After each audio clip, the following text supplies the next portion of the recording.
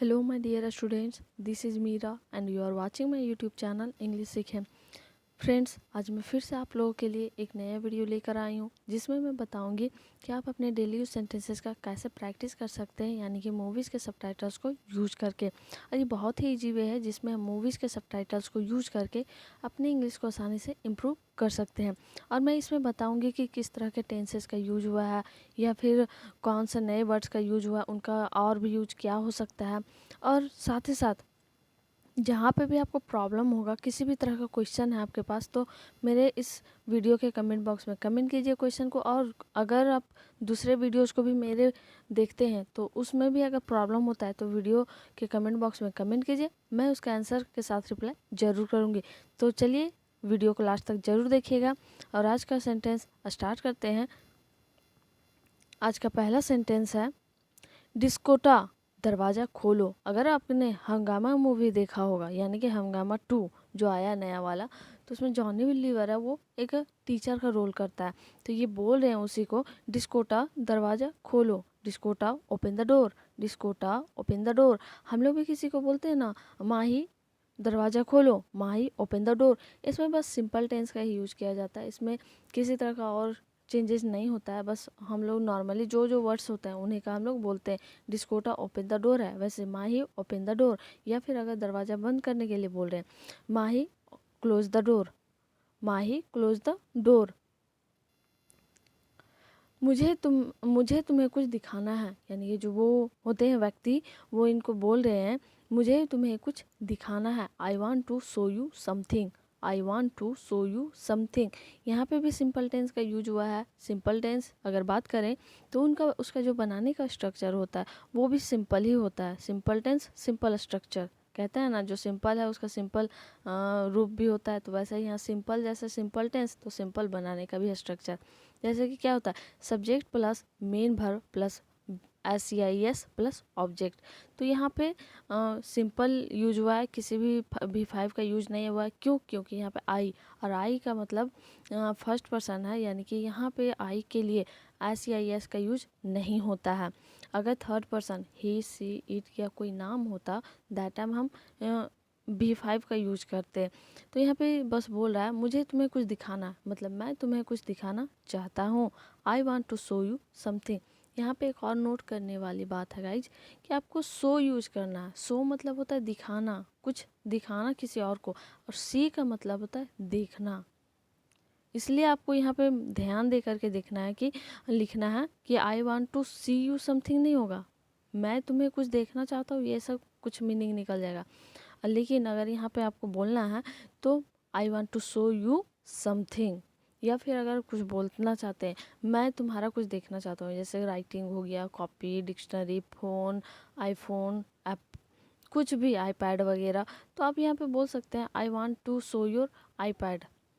अगर नॉर्मली आपको नाउन पता है, जो चीज़ को आप देखना चाहते हैं, दैट थिंग को आप जानते हैं, तो आपको सिंपली बोलना, जैसे कि आप बोल सकते हैं I want to see your new cloth. तो यहाँ पे ऐसे बोल सकते हैं। या फिर अगर हम बोल दें ना, मैं तुम्हें अपना नया ड्रेस दिखाना चाहता हूँ, I want to show you my new dress. मैं तुम्हें अपना म्यान नहीं तलवार दिखाऊंगा, ये बोल रहे हैं उस जॉनी लीवर को, यानी डिस्कोटा को। मैं तुम्हें अपना म्यान नहीं तलवार दिखाऊंगा। I will show you my sword, I will show you my sword not my sheath. Sword का मतलब होता है तलवार, और सीथ का मतलब होता है म्यान। जैसे हम बोलते हैं ना, एक म्यान में दो तलवार नहीं रह सकते, यानी कि जब दो तेज व्यक्ति हो, बहादुर व्यक्ति दो शक्तिशाली व्यक्ति एक स्थान पर नहीं रह सकते हैं। इसका मतलब यही होता है। एक ये फ्रेजल वर्ड मतलब सेंटेंस है जिसमें हम लोग बोलते हैं कि दो शक्तिशाली व्यक्ति एक साथ नहीं रह सकते। तो बोलते हैं ना, एक म्यान में दो तलवार नहीं रह सकते, तो उसका जो इंग्लिश ट्रांसलेशन होता है वो क्या होता है, वो ये होता है, two swords can not live in one sheath, यानी कि two swords can not live in one sheath। Sheath का मतलब होता है म्यान, और तलवार, सोड का मतलब होता है तलवार। तलवार का तो ठीक है, सॉर्ड होता है, लेकिन तलवारबाजी को अब क्या कहते हैं? तलवारबाजी क्या, जो हम लोग तलवार चलाना जो जानता है, जो तलवार चलाता है, उसे तलवारबाजी कहते हैं। तो उसको फेंसिंग कहते हैं। फेंसिंग, FENCING, फेंसिंग तलवारबाजी। तो ये बोल रहा है मैं तुम्हें अपना म्यान नहीं तलवार दिखाऊंगा। I will show you the sword not my sheath. मैं तुम्हारा कुछ भी नहीं देखना चाहता। ये तो पूरी तरह से डरे हुए क्योंकि उनका गुस्सा 7वें आसमान तक रहता है। अब उनको तो वो गिफ्टेड होता है ना, जब वो जेल से आजा मतलब उनका रिटायरमेंट होता है तो मिलता है उनको तलवार। तो यही है, उन्हीं के बारे में हम लोग मजाक उड़ा दिए थे, इसलिए वो दिखाने आते हैं। तो ये बोल रहा है यानी कि जॉनी लीवर जो है वो एज डिस्कोटा है। तो डिस्कोटा जो बोल रहे हैं वो बोल रहे हैं मैं तुम्हारा कुछ भी नहीं देखना चाहता। I don't want to see your anything. मैं तुम्हारा कुछ भी नहीं देखना चाहता। I don't want to see your anything. यहाँ पे यहाँ पे भी सिंपल टेंस का ही यूज हुआ है। और यहाँ पे वांट टू, फिर यहाँ पे जहाँ पे हम लोग कोई भी काम जहाँ चाहते हैं अपना मर्जी चलाते हैं वहाँ पे हम लोग वांट टू का यूज करते हैं। अब मैं हमेशा बोलती हूँ कि अगर यहाँ पे I don't want to see your anything, ऐसे अगर टू लगाते हैं उसके बाद कंफर्म है कि आपको वर्ब लगाना है। अगर टू नहीं लगाते हैं उसके बाद टू नहीं लगाते हैं तो ऐसे अगर नॉर्मली बोलते हैं आई वांट योर फोन, तो ये तो नाउन हो गया ना। तो यहाँ पे नाउन लगता है और वहाँ पे वर्ब नहीं लगता है। अगर टू के बाद वर्ब लगा रहे हैं तो हमेशा वर्ब वन होगा।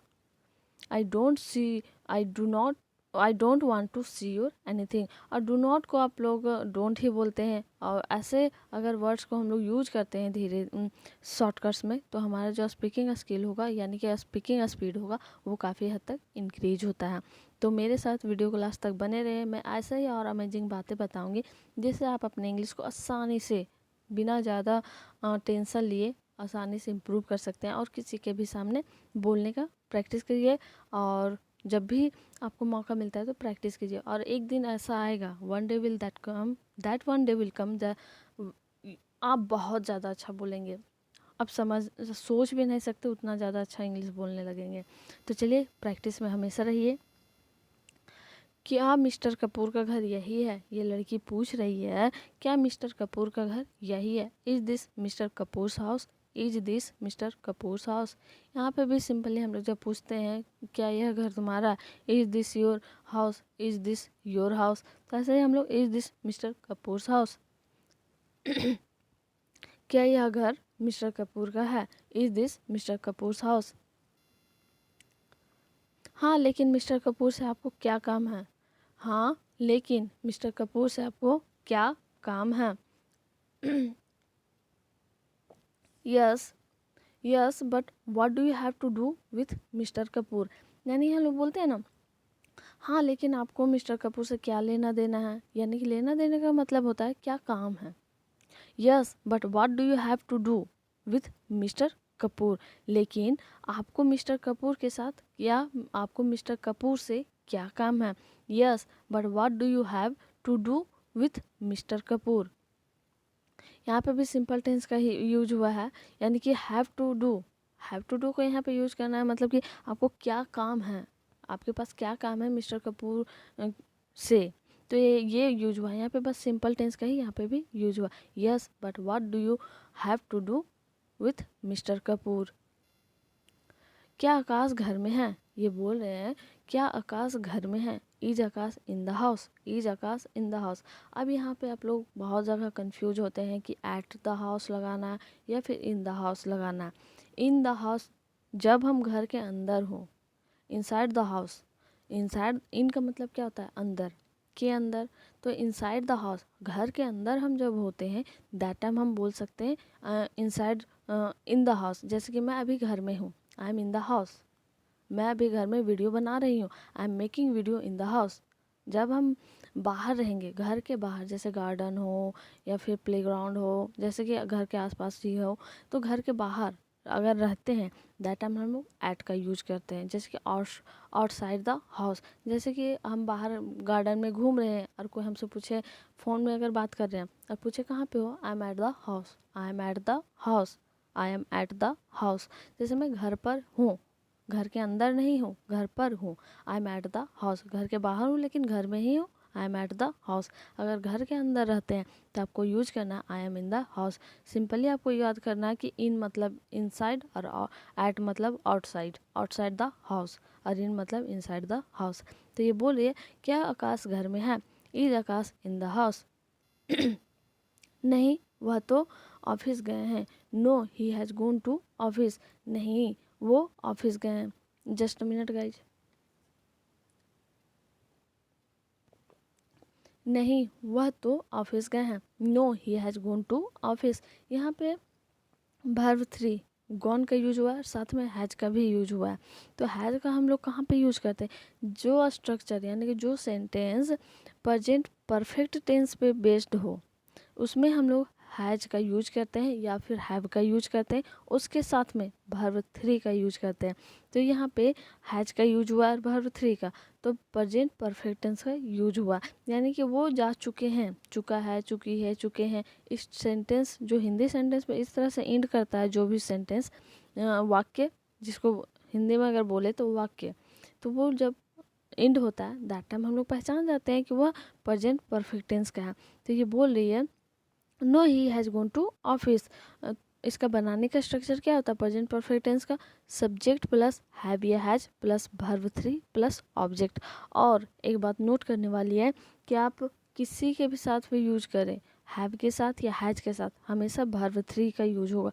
साथ ही साथ अगर आप इंट्रोगेटिव, नेगेटिव या अफर्मेटिव किसी भी तरह का सेंटेंसेस बनाते हैं, आपको हमेशा वर्ब 3 का ही यूज करना है। इन एनी केस, सभी तरह के कंडीशंस में आपको वर्ब 3 का ही यूज करना है। आकाश तुम्हारा फ़ोन कहाँ है? Akash where is your phone. जो शिल्पा शेट्टी है एज अंजलि रोल की है इसमें। अंजलि मतलब धड़कन मूवी, यही याद आता है ना। तो ऐसे ही मुझे भी जब भी हम सुनते हैं इस मूवी में अंजलि नाम, तो मुझे वही मूवी याद आता है। यहाँ पे फिर बोल रही है इस बॉय को, आकाश नाम है, आकाश तुम्हारा फ़ोन कहाँ है? Akash where is your phone. Akash where is your phone. जैसे हम लोग सिंपली किसी से पूछते हैं तुम्हारा बैग कहाँ है? Where is your bag. या फिर तुम्हारा आईपैड कहाँ है? Where is your iPad. तो हम लोग सिंपली ऐसा ही बोलते हैं वेयर इज योर आईफोन या वेयर इज योर फ़ोन। क्या तुम इस लड़की को जानते हो? Do you know this girl. एक लड़की जो आकाश का मतलब पूछते आई थी एड्रेस, उसी के बारे में बात हो रहा है कि क्या तुम इस लड़की को जानते हो? Do you know this girl. Do you know this girl. या फिर हम लोग किसी को बोलते हैं ना, क्या तुम इस व्यक्ति को जानते हो? Do you know this person. Do you know this person. या फिर अगर कोई लड़का हो, डू यू नो हिम या फिर डू यू नो हर। और एक और मतलब हमेशा यही होता है कि यूनिवर्सल ट्रूथ है कि अगर हम लोग बहुत सारा क्राउड हो और किसी एक के बारे में बात कर रहे हैं, लेकिन हमको नहीं पता चल रहा है कि वो लड़का के बारे में बोला जा रहा है कि लड़की के बारे में बोला जा रहा है, तो हमेशा हम लोग ही का यूज करते हैं। हमेशा। क्यों? क्योंकि यहाँ वर्ल्ड में पॉपुलेशन जो है वो बॉयज़ का ज़्यादा है और गर्ल्स का कम है, तो इसलिए हम लोग हमेशा ही का यूज करते हैं। अगर जहाँ पे हम लोग जेंडर का पता नहीं चल रहा, ही सी है, ही है या सी है, तो वहाँ पे हम लोग ही करके, यानी कि कोई बॉय का नाम करके, बॉय का नाम नहीं बट ही इंडिकेट करके हम लोग बात करते हैं एज मेल नॉट फीमेल।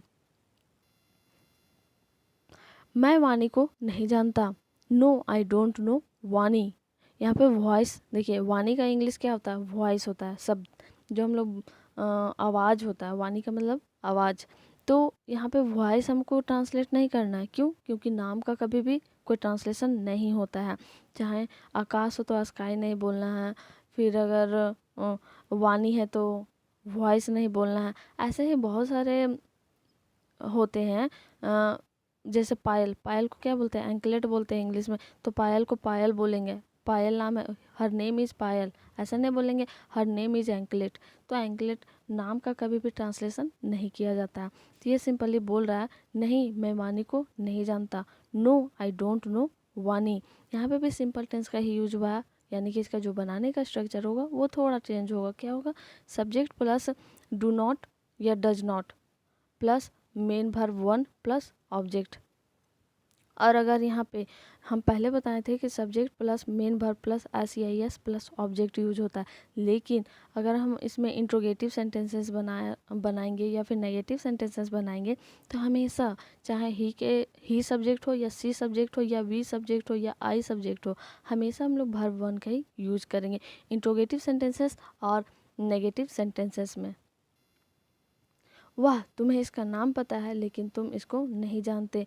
ये बोल रहे हैं वाह तुम्हें इसका नाम पता है लेकिन तुम इसको नहीं जानते।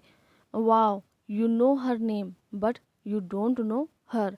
जैसे हम लोग बोलते हैं वाह तुम्हें इस जगह के बारे में पता है लेकिन नाम नहीं पता, ऐसा बहुत होता है।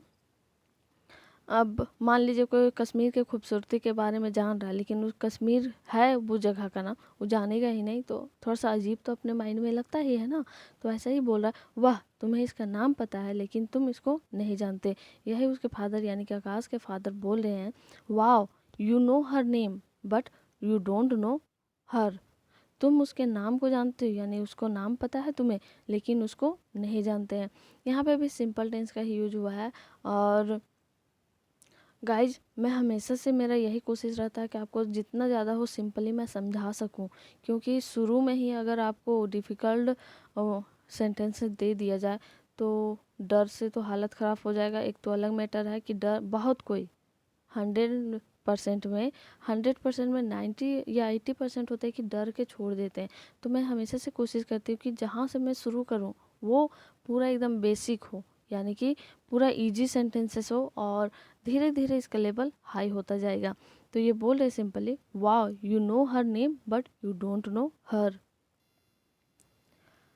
तो अब तुम मुझे बताओ कि तुम इस लड़की के बारे में क्या जानते हो। तो ये सिंपली अब बोल रहे हैं so now you tell me what do you know about this girl.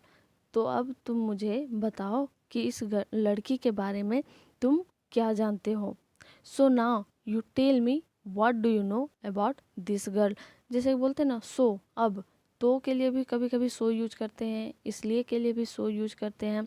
Coming सुन है, मैं जो भी प्रीपोजिशंस है या फिर कनेक्टर्स है उसका मैं बताऊंगी हिंदी और इंग्लिश दोनों में यूज भी बताऊंगी। मतलब उस क्लास को लेकर के मैं आऊँगी जिसमें मैं डिटेल से बताऊंगी कि किस सेंटेंस को किस प्रीपोजिशन को किस सेंटेंस के अकॉर्डिंग यूज करना चाहिए और किस तरह से यूज करना चाहिए। और एक ही जो प्रीपोजिशंस होते हैं वो 2-3 जगह पे अलग अलग मीनिंग में चेंज होते हैं और यूज होता है। जैसे कि यहाँ पे बोला है so now you tell me what do you know about this girl. ये लड़की मेरे कॉलेज में पढ़ा करती थी। This girl used to study in my college. Used to का यूज हुआ यानी यूज्ड टू वहाँ पे यूज करते हैं जो हम लोग काम किया करते थे, बहुत दिन पहले किया करते थे। जैसे हम बोलते हैं ना कि मैं मार्बल्स यानी कि कंचा जिसको बोलते हैं, मैं कंचा खेला करता था। I use to play marbles. या फिर मैं लुका छिपी खेला करता था। I use to play hide and seek. जैसे बहुत कोई बोलते हैं कि मैं बहुत पहले की बात है कि मैं स्मोकिंग किया करता था, यानी कि मैं धूम्रपान किया करता था। I use to do smoke. I use to smoke. I use to smoke. ये लड़की मेरे कॉलेज में पढ़ा करती थी। This girl used to study in my college. ये जो भी होता है यूज्ड टू का यूज क्यों होता है, क्योंकि ये पास्ट के बारे में है, यानी कि present indefinite past indefinite tense का जैसे यूज करते हैं तो इसका बनाने का स्ट्रक्चर क्या था, subject plus V2 plus object. तो ऐसा ही यहाँ पे ये पास्ट की बात होती है, यानी कि पास्ट यानी जो बीत गया तो उसमें वर्ब टू का यूज करते हैं ना, वैसे ही यहाँ पे बोलिए this girl used to study in my college. मैं उसके बारे में ज़्यादा नहीं जानता। ये बोल रहा है मैं उसके बारे में ज़्यादा नहीं जानता। जो ये गर्ल खड़ी है उसके लिए बोल रहा है I don't know much more about her. I don't know much more about her. Much more का कहने का मतलब है ज़्यादा, अधिक, अब अधिक और ज़्यादा नहीं जानता। I don't know much more about her. Guys मैं फिर से बोल रही हूँ कि जो मेरे प्रीवियस वीडियोस को रिपीट करके देखते हैं उन लोगों को दिल से शुक्रिया और दिल से थैंक यू सो मच। और जो नहीं देखते हैं उन लोगों से भी रिक्वेस्ट है कि आप लोग प्लीज़ मेरे वीडियोज़ को रेगुलर देखिए और कंसंट्रेट करके देखिए, क्योंकि रेगुलर देखने से आपका हैबिट बनेगा। एक बुक में मैंने पढ़ा था, किसी भी काम को करने के लिए रेगुलर अगर आप 21 डेज 21 दिन अगर कोई भी काम को रेगुलर जो शेड्यूल में सेट है, जो टाइमिंग में सेट है, अगर आप रेगुलर करते हैं तो वो आपका आदत बन जाता है। तो मैं तो डेली हमेशा 7 बजे अपलोड करती हूँ वीडियो। थोड़ा बहुत कभी कभार नेटवर्क इशू या जैसे भी प्रॉब्लम हो जाता है तो लेट होता है, लेकिन आप ट्राई कीजिए कि रेगुलर वीडियो को देखिए और देखिए धीरे धीरे आप में कितना ज़्यादा इम्प्रूवमेंट होगा। आप कहाँ थे और कहाँ पहुँच जाइएगा। मतलब बोलते हैं ना टॉप टू बॉटम, मतलब टॉप में जाने के लिए आपको पहले बॉटम से धीरे धीरे उठना होगा, इसलिए बॉटम टू टॉप आप पहुंच जाइएगा। इसलिए धीरे धीरे कोशिश करते रहिए और मेरे वीडियोस को देखते रहिए और मैं अपने फ्रेंड्स के साथ शेयर करते रहें। So keep watching and keep learning English with English सीखें। मैं उसके बारे में ज़्यादा नहीं जानता, I don't know much more about her. Anjali, इस बात को किसी को भी मत पता चलने देना। Anjali, don't let anyone know about this. ये बोल रहे हैं शिल्पा शेट्टी को, यानी कि अंजलि का जो रोल किया है। Anjali, don't let anyone know about this. Anjali, don't let anyone know about this. यहाँ पे जैसे होता है ना, जब हम बात करते हैं फेस टू फेस किसी से, लेकिन अगर थर्ड पर्सन के बारे में बात करें वहाँ पे हम लोग वर्ब थ्री का यूज करते हैं। जैसे कि यहाँ पे किसी थर्ड पर्सन के बारे में यूज करते हैं। हम किसी से बात कर रहे होते हैं, जैसे I am talking to Ram and about Sohan, तो यहाँ पे यूज करेंगे। अगर किसी थर्ड पर्सन के बारे में बात करते हैं दैट टाइम हम लोग वर्ब थ्री मतलब वर्ब फाइव का यूज करते हैं। अगर यहाँ पे सब्जेक्ट के जगह पे कोई ही सी इट या कोई नाम रहता है दैट टाइम हम लोग वर्ब फाइव का यूज करते हैं। लेकिन यहाँ पे फेस टू फेस बात कर रहे हैं, बस अंजलि नाम बोल रहे हैं, तो ये बोल रहा है कि Anjali don't let anyone know about this. Let का यूज किया गया, यानी कि जहाँ पे हम लोग कोई काम नहीं कर पाते हैं, किसी तरह से रिस्ट्रिक्शन हो या फिर किसी तरह से बात को मना कर दिया जाता है, दैट टाइम हम लोग लेट का यूज करते हैं। जैसे कि let me have a cup of T, मुझे चाय मतलब पीने दो, या कॉफ़ी पीने दो, या फिर मुझे लिखने दो, लेट मी राइट। जो काम हम लोग करना चाहते हैं लेकिन करने में थोड़ा बहुत डिफ़िकल्टी आती है, यानी कि किसी तरह से रिस्ट्रिक्शन आते हैं, दैट टाइम हम लोग लेट का यूज करते हैं। जैसे कि मुझे जाने दो, लेट मी गो। क्योंकि मैं कहीं मुंह दिखाने के लायक नहीं रहूँगा, because I won't be able to show my face anywhere. क्योंकि मैं कहीं मुंह दिखाने के लायक नहीं रहूँगा, because I won't I won't be able to show my face anywhere. यहाँ पे वोंट बी का यूज किया गया है। वोंट बी का यूज करने का मतलब है कि जैसे कि हम लोग बोलते हैं ना, मैं डॉक्टर बनूंगा, I will be a doctor, या फिर मैं इंजीनियर बनूंगा, I will be an engineer. तो यहाँ पे ऐसा ही यूज हुआ है, क्योंकि मैं कहीं मुंह दिखाने के लायक नहीं रहूँगा। Because I won't be able to show my face anywhere. Able का मतलब होता है लायक, यानी कि उस लायक उस काबिल नहीं रहूँगा। मैं किसी को भी कुछ नहीं बताऊंगी, ये बोल रही है अंजलि यानी कि शिल्पा शेट्टी, कि मैं किसी को भी कुछ भी नहीं बताऊंगी। I won't tell anything to anyone, मैं किसी से कुछ भी नहीं बोलूंगी या मैं किसी को कुछ भी नहीं बोलूंगी। I won't tell anything to anyone. इस घर की इज्जत को बचाना मेरी जिम्मेवारी है। It is my responsibility to save the honour of this house. Honour का मतलब क्या होता है? इज्जत। इस घर की इज्जत को बचाना मेरी जिम्मेवारी है। It is my responsibility to save the honour of this house. Responsibility का मतलब आप लोग तो भली भांति जानते होंगे, जो आपका जिम्मेवारी मिलता है, जो आपका जिम्मेदारी होता है, जिम्मेवारी लेते हैं आप, उसे रिस्पॉन्सिबिलिटी बोलते हैं। दिस इज इट इज़ की जगह आप दिस इज़ भी बोल सकते हैं। This is my responsibility to save the honour of this house. पापा जी आप शांत हो जाइए, ये बोल रही है पापा जी आप शांत हो जाइए। पापा प्लीज़ काम डाउन। काल्म नहीं पढ़ना, काम डाउन पढ़ते हैं, काम डाउन। तो पापा प्लीज़ काम डाउन, शांत हो जाना यानी कि काम डाउन, बस अपना गुस्से को शांत कीजिए, काम डाउन।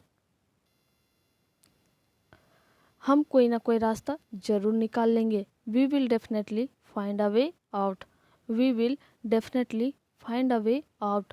यहाँ पे ऐसे भी बोल सकते हैं we will definitely find a way. बस सिंपली ऐसे बोल सकते हैं we will definitely find a way. हम कोई ना कोई रास्ता ज़रूर निकाल लेंगे। We will definitely find a way out. Definitely का मतलब होता है निश्चित रूप से या ज़रूर।